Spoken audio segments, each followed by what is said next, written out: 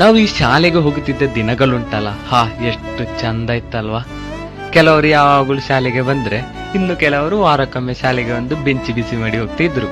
ಈ ನಾಗರ ಬೆತ್ತದ ಪೆಟ್ಟು ತಿಂದು ತಿಂದುಂಟಲ್ವಾ, ಬೆನ್ನೆಲ್ಲ ದಡ್ಡುಗಟ್ಟಿ ಹೋಗಿತ್ತು. ಹೆಚ್ಚಾಗಿ ಉಂಟಲ್ವಾ, ನಮ್ಮನ್ನು ಕ್ಲಾಸಿಂದ ಹೊರಗೆ ನಿಲ್ಲಿಸುವುದೇ ಒಂದು ಕ್ರಮ. ಯಾಕೆಂದ್ರೆ ಕಾಪಿ ನೋಟ್ಸ್ ಯಾವುದು ಬರೀತಾ ಇರ್ಲಿಲ್ಲ.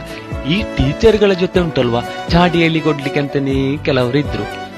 ಈ ಕೆಲವು ಹುಡುಗಿಯರುಂಟಲ್ವಾ, ದಿನಾನು ಟೀಚರ್ಗೆ ಹೂ ತಂದು ಕೊಟ್ಟು ಕೊಟ್ಟು ಅವರ ಕಿವಿಗೆನೇ ಹೂ ಇಡ್ತಾ ಇದ್ರು. ಈ ಪರೀಕ್ಷೆ ದಿನ ಉಂಟಲ್ವಾ, ನಾವು ಬರ್ದ ಉತ್ತರ ಟೀಚರಿಗೂ ಅರ್ಥ ಆಗ್ತಿರ್ಲಿಲ್ಲ, ನಮಿಗೂ ಅರ್ಥ ಆಗ್ತಿರ್ಲಿಲ್ಲ.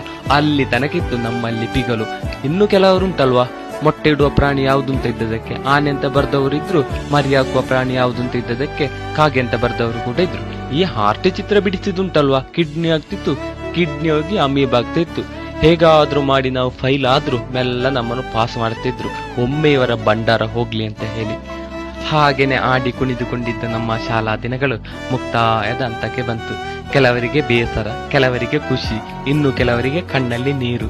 ಕೊನೆಯ ದಿನ ಸೆಂಡಪ್ಪಿನ ಪಟಕ್ಕೆ ನಿಂತು ಎಲ್ಲರೂ ಅವರವರ ದಾರಿಯಲ್ಲಿ ಹೋದ್ರು.